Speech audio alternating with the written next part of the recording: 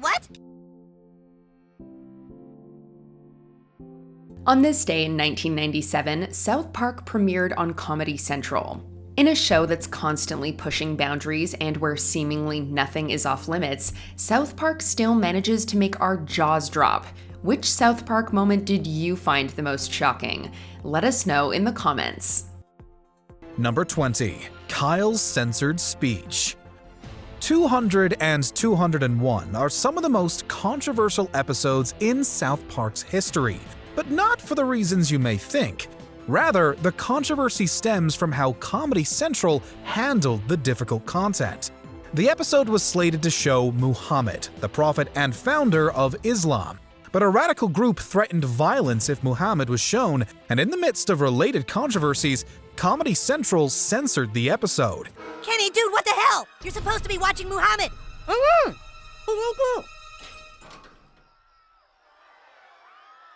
Oh, thank God. Hey, Muhammad. Really sorry about all this, dude. In a brilliant and shockingly meta speech, Kyle proclaims that you can get whatever you want through violence and intimidation. Not so ironically, this entire speech was bleeped by Comedy Central. People thought the network was capitulating to terrorists, and it left them, like the bleeped-out Kyle, speechless. Number 19. Osama bin Laden saves the day.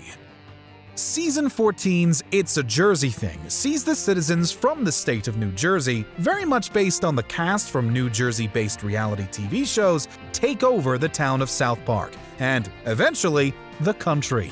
South Park citizens defend their town from the encroaching Jerseyites, resulting in a fierce battle. They call for help from an unlikely ally, Osama bin Laden. Just when all seems lost, he and a group of Al-Qaeda pilots arrive to save the day. Who is that? It's Al-Qaeda!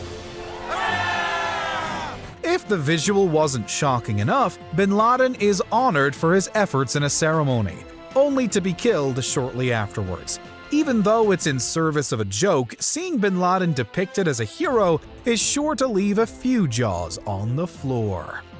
Number 18. Garrison's sex ed class. Okay, children, who can tell me what a condom is? Season 5's proper condom use is intentionally provocative. The students of South Park Elementary are given, let's just say, some flawed lessons on sexual education.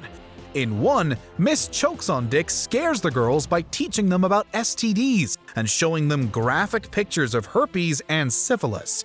But that's nothing compared to Garrison's class. For one thing, this class is way too young to be learning about condoms and sex. They'd rather be finger painting. But Garrison also teaches them in a wickedly inappropriate manner that leaves the students and the viewers at home absolutely stunned. Number 17. The Death of the Queen. Season 11's The Snook is a parody of 24, as Cartman suspects that a new student is a terrorist. The story then unwinds to some truly ridiculous places involving the likes of Russian communists, the FBI, and the Queen. You see, the British attempted to invade the United States in 18th century sailing vessels, hoping to stop the American Revolution. However, the ancient fleet is quickly destroyed by the modern-day Air Force. Aghast at her country's failure, the Queen then proceeds to take her own life. The entire plotline is puzzling in true South Park fashion, but watching the Queen's demise is what truly leaves viewers speechless. Number 16. Mr. Adams makes some jokes. The poor kid is suitably named, and it proves it right off the bat. The episode opens with Kenny's parents being arrested for operating a meth lab, an event that is documented on the reality TV series White Trash in Trouble. Kenny is then sent into foster care and meets his caseworker, Mr. Adams. Adams is not such a nice man, as he continuously cracks inappropriate jokes. Oh, whoops, that isn't your case file, it's the Penn State University Gazette. I'm joking, that's just a joke. We like to have fun here. It is your case file. I was just all like, it's the Penn State Gazette to be like a joke. We have fun. They specifically reference the Penn State scandal, which saw football coach Jerry Sandusky being charged with horrible crimes. It's not really something you make light of, but then again, such a thing has never stopped South Park. What am I, a recruitment coach for Penn State? It's not funny! Number 15. Paris Hilton goes where the sun don't shine. Let me out of here! Remember when Paris Hilton was all the rage? The episode which she was featured in aired back in 2004, around the time that The Simple Life and One Night in Paris launched the star to infamy. The young girls of South Park become infatuated with Hilton, and Mr. Slave hopes to break her corruptive influence once and for all.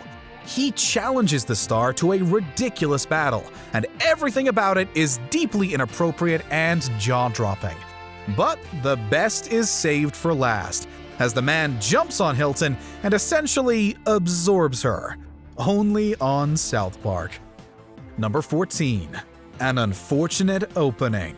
I want you all to take a close look at your math exams. The show's season 22 premiere episode is just about as dark as it gets, and that's saying a lot.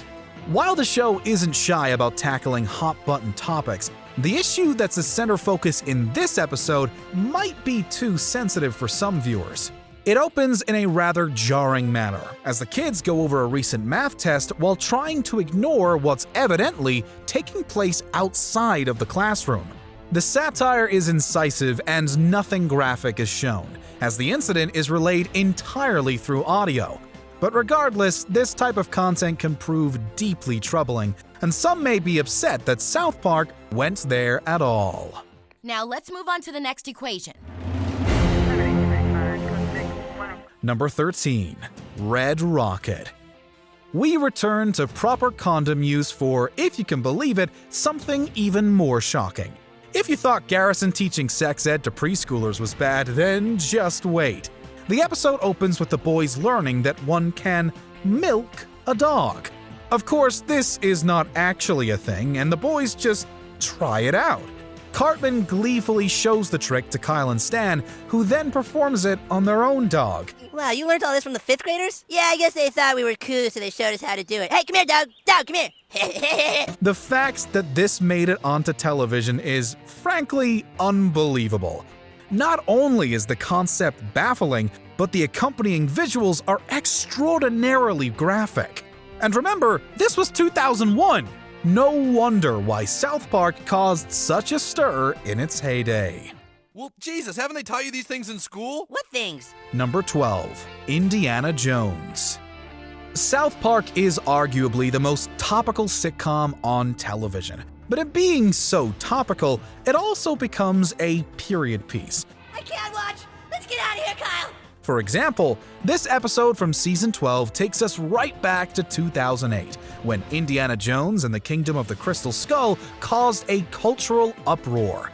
Kyle is traumatized after watching the latest Indiana Jones film, which sees the titular hero receive the worst treatment possible from George Lucas and Steven Spielberg. The satire is on point, and the message is effectively, if crudely, conveyed. But crude is the operative word here. What happens to Indy could prove way too harsh and unpleasant for some viewers. Once again, we're amazed that this was allowed on television. I thought it was pretty good! Number 11. Steve Irwin's fate.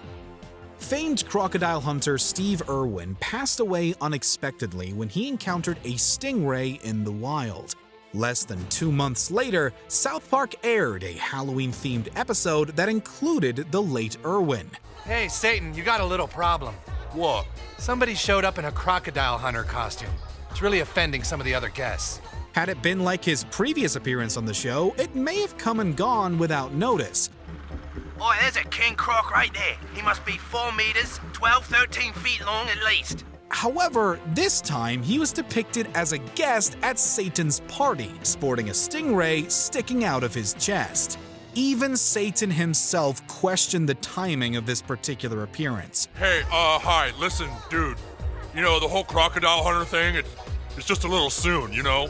I mean, he just died a few weeks ago. For anyone familiar with Irwin's passing, this was a moment that made many of us cringe. Number 10. Randy Plays Wheel of Fortune. With Apologies to Jesse Jackson is a very famous episode in the South Park canon, known for its scathing satire and famous opening sequence. Randy appears on Wheel of Fortune and is given a rather unfortunate clue. Confident in his answer, Randy blurts out the N-word, resulting in a slew of dropped jaws, popped eyes, and face palms. Oh. Ooh. Oh, naggers, of course. The word was left uncensored in its original broadcast, which came as quite the surprise. But rather than attracting controversy, the episode was widely praised for its nuanced writing and intelligent social commentary. Regardless, just like everyone on the show, we were left speechless when that word came out of Randy's mouth. I can't believe you said the N-word on national television. What? Well, what was I supposed to do, Sharon? I thought I was gonna make $30,000. Number 9. The Scientology Reveal. Back then, there was a galactic federation of planets, which was ruled over by the evil Lord Xenu.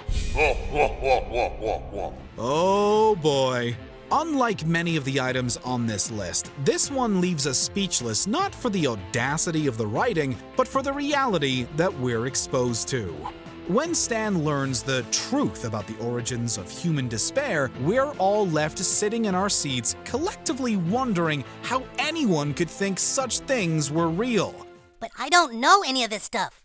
Neither did Elron when he started. He said he just closed his eyes and wrote down whatever came to mind. Many religious origin stories require some suspension of disbelief, but never to the degree we see here. Stories of volcanoes, soul-sucking machines, and an evil space lord are a lot harder to swallow in comparison to parting the Red Sea. What's better than telling people a stupid story and having them believe you? Having them pay you for it, stupid! Number 8. Cartman's Antics. When it comes to Eric Cartman, South Park has never shied away from showcasing the darker side of this character. It's my mom's new minivan, so I'm the captain, Kyle. I don't care. You're not making me wait in the van again. Cartman's incessant anti-Semitic attitude has surfaced multiple times, especially against his friend Kyle. But in The Passion of the Jew, Cartman's obsession with Mel Gibson's film about Jesus brings out something worse. Eric, sweetie, there's a bunch of people showing up in our backyard saying something about a meeting. Yeah, Mom, I'm holding a meeting for all the people who love The Passion as much as I did. Convincing locals that he's just a fan of the movie, we see near the end that it's merely his attempt to reform the Nazi Party. Dressed as Hitler, it's far more shocking than any far-crazed depiction of Mel Gibson chasing the boys for his $18 back. Wait, there's his wallet. Freedom! Oh, crap, he's only got 20s. He got $2, Kenny? Jesus is Lord! All right, let's get the hell out of here. Number 7. Butter's mom's evil plan. In Butter's very own episode, he was all excited about getting to go to Bennigan's. His parents were going to celebrate their anniversary. All right, Mom, I'm all done wrapping Dad's anniversary present for you. Oh, is it someone's anniversary soon? Oh, you. Just kidding. Ooh, I wonder what it is. It was all innocent enough until his mom Linda found out the truth about where her husband had been. Sure, a spouse certainly would be surprised to find out their husband is visiting explicit movie theaters and social clubs, but going from surprise to outright attempted murder is another thing. You know that Mommy loves you an awful lot, don't you? Well, sure I do, Mom. I love you too. And sometimes mommies do things that seem hurtful to their babies, but it's really for the best. Audiences were pretty shocked to see her take all her rage out on Butters. Watching the car float down the river, you have to wonder what she was thinking. Thankfully, Butters was trapped in what must have been the lightest car ever, as it merely floated downstream, saving him. Finally! Well, now that the car has come to a stop, it's safe for me to unfasten my seatbelt. Number 6. Garrison and Bob's Wall Break. Breaking the fourth wall refers to characters in a fictional medium talking to the viewers. Oh. Okay, what the hell is this? Hey, come back! But what do you call it when they talk not to the audience, but to the people who made the series? In a QAnon-themed episode, Bob White is trying to convince Garrison the elites control everything. Don't give in to them! They're trying to make a joke of everything! That's what they do! How do the elites control Mr. Service's bowels? As he rants to the sky, we're treated to South Park's animators changing his appearance within the show. With the likes of Deadpool making fourth wall breaking common, it's a fun detour to see this gag spun so differently. It's the kind of surprise that no one expected, but gave all the viewers a good laugh. Number 5. Chef's Death. Following South Park's depiction of his religion, a statement was reportedly made on Isaac Hayes' behalf by his Scientology entourage after the actor suffered a stroke that requested that the voice of Chef be released from the series. Guys? Did Chef seem a little, trippy to you? Instead of just letting the character disappear into oblivion, the creators made a bold statement about their stance on the situation. In his final episode, Chef has returned as a changed man, seemingly brainwashed by a cult he had become enamored with. When he finally comes to his senses, it's too late, and we're faced with his ultimate demise. No, Chef! They filled your head with lies! Can't you see that? Get the hell out of here, children! Yes. Looks like our fruity little club is safe after all. Fans likely guessed the character would leave the show, but no one could have expected this. Some of us feel hurt and confused that he seemed to turn his back on us. But we can't let the events of the last week take away the memories of how much Chef made us smile. Number 4. Cartman's Baby Ploy. A season 15 episode found a way to spin the controversy around the NCAA's use of players in a way no one ever saw coming. Are you referring to our student athletes? Student athletes! Oh, that is brilliant, sir! The show tugs on our heartstrings when Kyle's shown a hospital wing filled with infants hooked on substances. That's quickly slammed into reverse the moment he sees Cartman. Oh, hey, Cal. What are you doing here? I'm volunteering. It's here we find Eric taunting these kids with crack cocaine. As the babies fight over a small portion, Cartman films the entire exchange and posts it on the internet to make a profit. NCAA and slavery comparisons aside, the entire idea of using children in this way is utterly appalling and thus pretty shocking to the viewer. So then what if Cartman starts a lucrative business of getting crack babies to play basketball? Yeah. And he videotapes these crack babies, and it becomes really big, but he doesn't pay the crack babies anything. Number 3. How Superman heals himself. Stem cell treatment has been shown to have many practical medical uses, and often the best types of stem cells come from embryos. Stem cell research is critical in the quest for helping the disabled. Typically, the cells are acquired via a specific type of medical procedure. On South Park, we find famed Superman actor Christopher Reeve endorsing the use of stem cells to help cure his mobility issues. Hello, Gene. So good to see you. You're cured, Chris. It's time to stop using stem cells. Stem cell research has made me stronger than I ever thought possible. Expecting to see him undergo a surgery, viewers were shocked to find him consuming the cells directly from the donor. From the moment he cracks one open like an egg on Larry King, every viewer cringed at the idea. The visual alone is hard to swallow, but knowing how kind a soul Reeve was makes watching it even harder. Tom, many celebrities have spoken out in protest of stem cell research, but after seeing this, how can they protest now? Number 2. The Blood Sacrifice. Woodland Critter Christmas started out like a classic holiday story with cute animated wild animals. We can't have a tree with no star on it. What are we gonna do? Now don't be down, y'all. Maybe our new friend can help us find a star. But as soon as Stan saves them from a mountain creature, we quickly learn how evil these critters really are. As they describe how the porcupine is going to give birth to the Antichrist, they burst into celebration by sacrificing one of their own for the devil himself. You've done us a huge favor, Stanny. Without the mountain lion around, Lady Porcupine can give birth to the Antichrist. Yay! With his wide eyes and gaping mouth, Stan's reaction to his newfound friend's excitement was a mirror to all the show's viewers watching things unfold. The episode represents the antithesis of every cute holiday special we're so used to. The graphic nature and the surprise all leave us speechless, and for obvious reasons, unable to show you the scene in its entirety. Hey, look, everyone! It's our old pal Stanny!